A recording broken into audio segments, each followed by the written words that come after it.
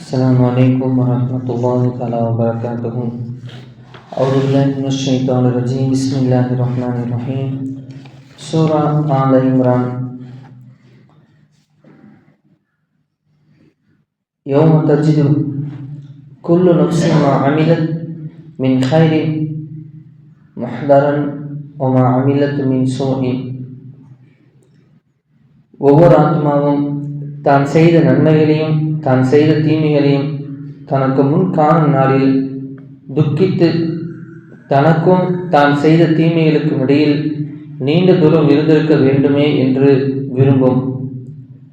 ஆகவே அல்லாஹ் உங்களுக்கு தன்னை பற்றி அச்சமூட்டி எச்சரிக்கை செய்கிறான். ஏனென்றால் அல்லாஹ் தன் அடியாரிடம் மிக்க இரக்கமுடையவனாகவும் இருக்கின்றான். இந்த ஆயத்துக்கு சுருக்கம் என்ன? நீங்கள் செய்கிற தவறு அல்லாஹ் கண்ணுக்கு முன்னாடி கொண்டு வந்துடுவான். ஆனால் அல்லாஹ் இறக்க முடியும். இதுக்கு என்ன அர்த்தம்? நீங்கள் மன்னிப்பு தெரியுதுங்க, அவ்வளோதான். நீங்கள் மன்னிப்பு தெரியுதுங்க, அது பக்கம் போகாதீங்க. நபியே, மனிதர்களை நோக்கி கூறுவீராக, நீங்கள் மெய்யாவே அல்லாஹ்வை நேசிப்பவர்களாக இருந்தால் என்னை பின்பற்றுங்கள். உங்களை அல்லாஹ் நேசிப்பான், உங்கள் பாவங்களையும் அவன் மன்னித்து விடுவான். அல்லாஹ் மிக அதிகம் மன்னிப்பவன், பெரும் கருணையாளனாக இருக்கின்றான். நபியை மேலும் கூறுவீராக, அல்லாஹுக்கும் அவனுடைய தூதருக்கும் நீங்கள் கீழ்ப்படியுங்கள். நீங்கள் புறக்கணித்தால் நிச்சயமாக அல்லாஹ் நிராகரிப்பவர்களை நேசிப்பதில்லை. நிச்சயமாக அல்லாஹ் ஆதமையும் அவருக்கு பின்னர் நூகையும் இப்ராஹிமுடைய குடும்பத்தையும் இம்ரானுடைய குடும்பத்தையும் அகிலத்தாரை விட மேலாக உயர்வாக தேர்ந்தெடுத்தான். இப்ராஹிமுடைய குடும்பத்தையும் இம்ரானுடைய குடும்பத்தையும் அகிலத்தாரை விட மேலாக உயர்வாக தேர்ந்தெடுத்தான். அவர்களில் ஒருவர் மற்றவருடைய சந்ததிதான். அல்லாஹ் அனைத்தையும் நன்கு செவிறுபவன், நன்கறிபவன் ஆவான். இம்ரானுடைய மனைவி கர்ப்பமான பொழுது ஆண் குழந்தை பெற விரும்பி இறைவனை நோக்கி, என் இறைவா, நிச்சயமாக நான் என் கர்ப்பத்தில் உள்ளதை உனக்கு முற்றிலும் அர்ப்பணம் செய்த நேர்ச்சை செய்து கொண்டேன். ஆதலால் அதை என்னிடமிருந்து நீ அங்கீகரித்துக் கொள்வாயாக. நிச்சயமாக நீதான் பிரார்த்தனைகளை நன்கு செவியுறுபவன், மனதில் உள்ளவற்றை நன்கறிபவன் என்று பிரார்த்தித்து கூறிய பின் அவர் தன் விருப்பத்திற்கு மாறாக ஒரு பெண் குழந்தையை பெற்றெடுத்த போது, என் இறைவா, நான் ஒரு பெண்ணையே பெற்றேன் என்று கூறினார். ஆயினும் அவர் விரும்பிய ஆண் இந்த பெண்ணை போன்றல்ல என்பதை அல்லாஹ் தான் நன்கறிவான். பிறகு இம்ரானின் மனைவி, நிச்சயமாக நான் அதற்கு மரியம் என பெயரிட்டேன். அதையும் அதன் சந்ததியும் விரட்டப்பட்ட சைத்தான்களின் வஞ்சனைகளிலிருந்து நீ காப்பாற்ற உன்னிடம் பாதுகாப்பு தேடுகிறேன் என்று கூறினார்கள். பாருங்க, இப்ராஹிம் அலைஹிஸ்ஸலாம் அவங்க தான் மரியம் அலைஹிஸ்ஸலாமுடைய தந்தை. என்ன நடக்கும்னா, இம்ரான் நபி அவங்க பைத்துல் முகத்தஸுடைய பொறுப்புதாரி, இமாம். அவங்களுடைய மனைவி நினைச்சாங்க, அல்லாஹ் ஒரு ஆண் குழந்தையை கொடுத்தா அந்த பைத்துல் முகத்தஸை நிர்மாணிக்கிற பொறுப்பு இந்த பணிக்காகவே, இந்த இமாமுடைய பணிக்காகவே முழுக்க நான் இந்த மஸ்ஜித் அக்ஸாவுக்கு நான் நேர்ந்து விட்டுறேன்னு சொல்கிறோம்ல, வேறு எந்த சிந்தனையும் இல்லை. அவங்க தீனுடைய பணிக்காக அர்ப்பணம் அப்படி ஒரு செஞ்சரை நேர்ச்சி வச்சிருப்பான். பார்த்தா மரியம் அலைஹிஸ்ஸலாம் பெண் குழந்தைய பிறந்துருவான். பிறந்துட்டாலுமே அல்லாஹ் சொல்கிறான், அவங்க மற்றவங்களை போல கிடையாது, சாதாரண பெண்ணை போல கிடையாது, அல்லாஹ்வுடைய அருள் பெற்ற ஒரு குழந்தை. என்ன நடக்கும்னு கேட்டால், ஆகவே அவருடைய இறைவன் அதை அன்பாய் அங்கீகரித்து, பாருங்க, யாரா மரியம் அலைஹிஸ்ஸலாத்தை அவங்க ஆண் குழந்தை நினைச்சான், பார்த்த பெண் குழந்தை. அன்பா அல்லாஹ் அங்கீகரித்து பரிசுத்தமாகவும் அழகாகவும் அதை வளர செய்து அதை வளர்த்த ஜக்கரியா அலைஹிஸ்ஸலாத்து வஸ்ஸலாம் அவர்கள் பொறுப்பேற்றுக் கொள்ளுமாறு. இவங்க யாரு? அவங்களுடைய சிறிய தந்தை சிச்சா, இம்ரான் அலைஹிஸ்ஸலாத்துடைய தம்பி, பொறுப்பேற்றுக் கொள்ளுமாறு செய்தான். ஜக்கரியா அலைஹிஸ்ஸலாத்து வஸ்ஸலாம் அவருடைய பிள்ளை. அந்த பிள்ளை இருந்து மாடத்திற்கு நுழையும் போதெல்லாம் அவர்களிடத்தில் ஏதேனும் உணவுப் பொருள் இருப்பதைக் கண்டு, மரியமே, இது உனக்கு ஏதுமா, எங்கிருந்து வந்தது என்று கேட்பார்கள். அதற்கு அவர்கள், இது அல்லாஹ்விடத்திலிருந்து தான் வருகிறது, ஏனென்றால் நிச்சயமாக அல்லாஹ் தான் விரும்பியவர்களுக்கு அளவின்றியே உணவளிக்கின்றான் என்று கூறுகிறார்கள். இப்போ என்ன ஆச்சு? இவங்களுக்குன்னு ஒரு அந்த பள்ளியாசிலே ஒரு இடத்த அமல் செய்யறதுக்காக ஒதுக்கி கொடுத்துட்றாங்க, ஒரு மாடத்தில். நீங்கள் இங்கே இருந்து அமல் செய்யுமா என்பதா? அப்போ மிக பரிசுத்தமாக அமல் செய்யக்கூடிய ஒரு சீதேவியாக அந்த பைத்துல் முகத்தஸ்லேயே ஒரு அறை ஒதுக்கப்படும். இவங்க சிறு தந்தை பார்க்கலாம் மகர். இப்போ அவங்க போயிட்டு பார்க்குறப்பெல்லாம் அவங்கள்ட்ட ஒரு திராட்சை பழம், அந்த சீசனுக்கு என்ன பழம் இருக்கோ அந்த சீசனுக்கு இல்லாத பழத்தையும் சாப்பிட்டுட்டு இருந்தாங்க. என்னன்னு கேட்கும்போது பார்த்தா அதில் அல்லாஹ் கொடுத்துட்டு இருக்கான். ஆச்சரியப்படுறாங்க. ஏன் இந்த ஒரு விஷயம் கேட்டால், ஜக்கரியா அலைஹிஸ்ஸலாத்து வஸ்ஸலாம் அவங்களுக்கு பிள்ளை கிடையாது. அப்பொழுது ஜக்கரியா அல்லாஹ்ட்ட துஆ செய்றாங்க. அப்போ ஒரு சீசன் இல்லாத நேரத்தில் உள்ள ஒரு பழத்தை அல்லாஹ் கொடுக்க முடியுதுன்னு, எனக்கு குழந்தை இல்லாமல் இருக்கு, அல்லாஹ் கொடுக்க மாட்டாங்க அப்படிங்கிற ஒரு பாருங்க. அப்பொழுது ஜக்கரியா அலைஹிஸ்ஸலாத்து வஸ்ஸலாம் அவரிடத்தில் தனக்காக தன்னிடம் பிரார்த்தித்து, தெரியுமா, உன் புறத்திலிருந்து எனக்கு ஒரு நல்ல சந்ததி அளிப்பாயாக, நிச்சயமாக நீ பிரார்த்தனையை செவியேற்பவன் என்று கூறினார். ஆகவே அவர் மாடத்தில் மிஹராபில் நின்று தொழுது கொண்டிருந்த சமயத்தில் அவரை நோக்கி வானவர்கள் சப்தமிட்டு கூறினார்கள், ஜக்கரியாவே, நிச்சயமா அல்லாஹ் யஹ்யா என்ற ஒரு மகவை உங்களுக்கு அளிப்பதாக நற்செய்தி கூறுகிறான். மகவைன மகன்.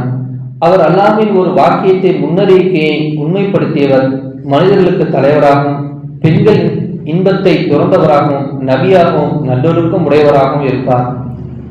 அவங்க நிக்கா செஞ்சுக்கல, ஒரு துறை மாதிரி வாழ்ந்தாங்க.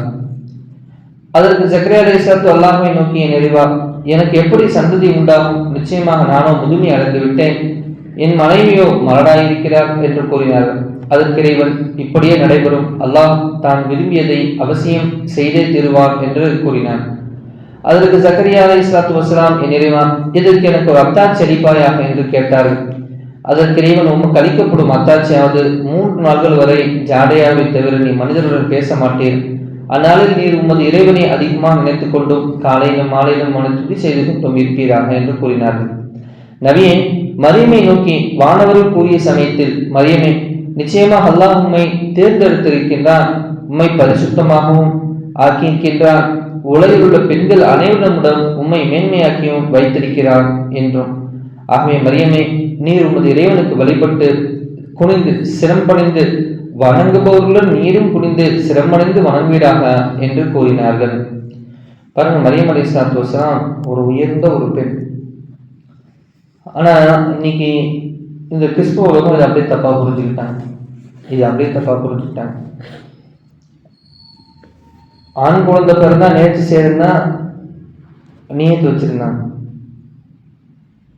இம்ரான் அலைஹிஸ்ஸலாம் பார்த்தா பெண் குழந்தை. என்ன நினச்சிக்கிட்டாங்கன்னா, கிறிஸ்தவ உலகத்தில் அந்த காலத்தில் இப்போ வீட்டுக்கு ஒரு பொம்பளை பிள்ளைய சர்ச்சுக்கு என்ன செஞ்சிடணும், வாழ்க்கையை திறந்து எந்த இன்பம் அனுபவிக்காமல் திருமணம் செய்யாமல் கொண்டு போய் விட்டுறணும், இதுதான் இறைவன் விரும்புகிறான் அப்படிங்கிற மாதிரி தப்பாக புரிஞ்சுக்கிட்டாங்க. இது என்ன சம்பவம்? அவங்க எதிர்பார்த்ததும் நடந்ததும் ஆனால் கொண்டு போய் விட்டாங்க. இப்போ இன்னைக்கு வரைக்குமே அந்த பழக்கம் அவங்கள்ட்ட இருக்குது. அதனால பார்க்குறோம், சிஸ்டர்ஸ்ன்னு சொல்லக்கூடிய அந்த ஒரு சிஸ்டம். ஆனால் அவங்க எல்லாருமே அந்த இடத்துல எப்படி இருக்காங்க கேட்டால், ஷைத்தானுக்கு தீண்டுதலுக்கு ஆளாக்கப்பட்ட பாவம் செய்யக்கூடிய நபர்களாக, அந்த சர்ச்சுடைய புனிதத்தை கெடுக்கக்கூடிய நபர்களாக தான் இருந்துட்டு இருக்காங்க. இன்னைக்கு இருக்கக்கூடிய அந்த முறைகள் எல்லாமே ரொம்ப அனாச்சாரமாக தான் இருக்கு. அது அவங்களே சில இடத்துல ஸ்டேட்மெண்ட்டாக ஒத்துக்கிறாங்க, மனிதன் தானே, எப்படி தவறு செய்யாமல் இருக்க முடியும், எப்படி அப்படி இருக்க முடியும் சொல்லி அவங்களே அதெல்லாம் எங்கேயோ பேசுகிறாங்க. தவறான விஷயம். அல்லாஹ் விட்ட கட்டளை வேற, அது அல்லாஹ் நாட்டம் வேற. அப்புறம் அல்லாஹ் அதுக்கான ஒரு பரிகாரமாக அவங்க உள்ளே அவங்களுக்கு இடம் ஏற்படுத்தி கொடுக்கப்படுது. அப்போ அதே மரியம் அலைஹிஸ்ஸலாம் பரிசுத்தமானவங்க தான். அந்த பரிசுத்தத்தில் இருக்கும்போது அப்போ மரியம் அலைஹிஸ்ஸலாத்தை பற்றி எல்லாம் மட்டும் பேசுகிற பாருங்க, நபியே, இவை அனைத்தும் நீ அறியாத மறைவான விஷயங்களாகும். பாருங்க, மேல் சொன்ன இந்த சப்ஜெக்ட், யார் யாருக்கு பிறந்தா, யாருக்கு யாரு சொந்தம், இந்த சப்ஜெக்ட் எல்லாம் உங்களுக்கு தெரியாது. ஆனா இதெல்லாம் நடந்து முடிஞ்சது ஒரு 300-400 வருஷத்துக்கு முன்னாடி. அதுவும் ஜெருசலத்தில் நடந்தது. நம்ம நபிசாசனம் பொறுத்த இருக்கிறது மக்கால. இப்போ இங்க இந்த வருஷம் யார் ஞாபகப்படுத்துறது? எந்த கிறிஸ்தவ பாதையும் தெளிவான விஷயத்தை பற்றி சப்ஜெக்ட் நபிசாசனம் வரைக்கும் சொன்னது கிடையாது. அப்ப நபியே, இவை அனைத்தும் நீர் அறியாத மறைவான விஷயங்களாகும். இவற்றை நாம் உமக்கு வகையின் மூலம் அறிவிக்கின்றோம். இந்த சப்ஜெக்ட் எல்லாம் உங்களுக்கு வகையின் மூலியமாக அறிவிக்கின்றோம். மரியமை வளர்க்க யார் பொறுப்பேற்றுக் கொள்வது என்று அறிய அவர்கள் தங்களது எழுதுகோள்களை ஆற்றல் இருந்தபோது நீர் அவர்களுடன் இருக்கவில்லை. இதை பற்றி அவர்கள் தர்கித்துக் கொண்ட போதும் நீர் அவர்களுடன் இருக்கவில்லை. அல்லாஹ் அக்பர். அப்போ அந்த அப்போ மரியம் அலைஹிஸ்ஸலாம் யார் வளர்க்குறதுன்னு, அப்போ அந்த இடத்துல வந்து பார்த்தீங்கன்னா இம்ரான் அலைஹிஸ்ஸலாம் மூத்தா இருக்கும். இப்போ யார் இதை வளர்க்குறதுன்னு அவங்களுடைய அண்ணன் தம்பிங்களுக்குள்ள ஒரு போட்டி. ஏன்னா இவங்க ரொம்ப பரிசுத்தமானவங்க எப்படிங்கிறது. அப்போ இந்த சப்ஜெக்ட் எல்லாம் நீங்க எழுதினீங்களா? நீங்க இல்லை. அப்போ இதான் நல்லா அவங்களுக்கு அறிவிக்கிறான். அதெல்லாம் சொல்றாங்க. மேலும் மரியமை நோக்கி வானவர்கள், மரியமே, நிச்சயமாக அல்லாஹ் தன் ஆகுக என்ற ஒரு வார்த்தையை கொண்டு உமக்கு ஒரு குழந்தையை அளிக்க நற்செய்தி கூறுகிறார். அல்லாஹ் நாடிட்டான்னா கணவன் தேவையில்லை, மனைவி தேவை. எப்படி ஆதம் நபி தாய் தந்தை மூலியமா பிறந்தாங்க. ஆதம் நபி அல்லாஹ்வுடைய டைரக்ட் கையால கொடுக்கப்பட்ட உருவம் தான் அவங்க எந்த தாய்க்கும் பிறப்பு கிடையாது. அப்ப அல்லாஹ் நாடிட்டா அப்படி படைக்க சொல்லுவான். அப்ப அந்த மாதிரி அல்லாஹ் ஆகுது என்று நாடிட்டானா அவங்க வயிற்றுல அல்லாஹ் என்ன செஞ்சிடும், உங்களுக்கு ஒரு குழந்தை உருவாகிடும். அப்ப அந்த அடிப்படையில் அல்லாஹ் என்ன செய்யலாம், உங்களுக்கு ஒரு குழந்தை உருவாக்க ஆசைப்படுறான். பாருங்க, இந்த இடத்துல இது ஒரு அருளாவும் இருக்கு. ஏன்னா பிறக்க போறது அடுத்து ஈசாங்கிற ஒரு நபி, ரொம்ப பிரசித்தி பெற்ற ஒரு நபி. இதோட ஒரு சோதனை என்னன்னு கேட்டா, இவங்களுக்கு திருமணமே ஆகல, ஆனா ஒரு குழந்தை பிறந்துட்டா அந்த ஊருக்குள்ள என்ன பேசுவாங்க. அப்ப சோதனையும் முன்ன அந்த இடத்துல, ஆனா அந்த சமூகத்துக்கு ஒரு தலைவரி நபி அல்லாஹ் அந்த இடத்துல கொடுக்க போறான். அப்ப அதுதான் இங்க சோதனை வருது. மரியம் அலைஹிஸ்ஸலாம், மரியமே, நிச்சயமாக அல்லாஹ் ஆகுகின்ற ஒரு வார்த்தை கொண்டு உமக்கு ஒரு குழந்தையை அளிக்க நற்செய்தி கூறுகிறான் என்றும் அதன் பெயர் அல் மசீஹ் ஈசா இப்னு மரியம் என்பதாகும். அல் மசீஹ் ஈசா இப்னு மரியம் என்பதாகும். இவர் இம்மை மறுமையில் மிக்க கம்பீரமானவராகவும் இறைவனுக்கு மிக்க நெருங்கியவர்களில் ஒருவராகவும் இருப்பார் என்றும் கூறினார்கள். ஈசா அலைஹிஸ்ஸலாம் ஒரு மகான ஒரு நபி. நபிசாசனம் ஈசா நபி பற்றி சொன்னாங்க. ஈசா அலைஹிஸ்ஸலாம் அவங்க வந்து தஜ்ஜாலுடைய குழப்பத்துக்கு தஜ்ஜாலை தீர்த்து கட்டுவாங்க. நீங்கள் அவர் காணும் நாளில் இப்படி ஒரு தோட்டத்தில் காணுவீங்க. நல்லா முடி வச்சிருப்பாங்க. அவங்க அப்படியே கீழே குனிஞ்சா அவங்களுடைய தலையிலிருந்து அப்படியே சொட்டு சொட்ட நீர் வடியுமா.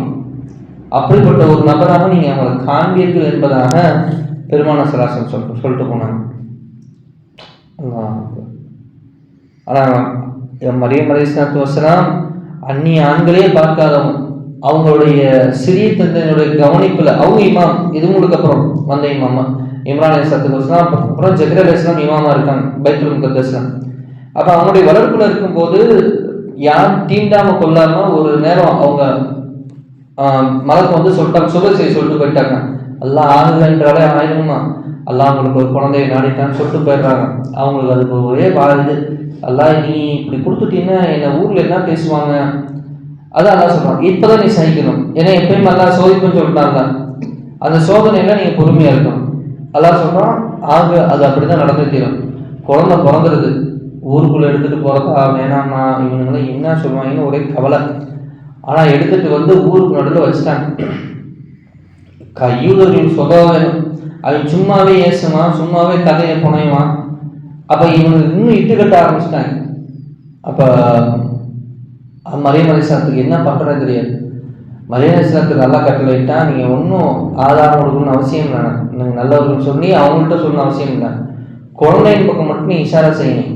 அவங்க ஒதுங்கி போயிடுவாங்க. என்ன காமிச்சாங்க, எனக்குலாம் இது தெரியாது, நான் பரிசுத்தமான ஆளு தான், நான் வந்து எந்த அந்நிய ஆணோட தொடர்பு கொள்ளல, ஏதாவது குழந்தை கட்டுக்கிட்டாங்க. குழந்தை பொண்ணு என்ன பேசும்.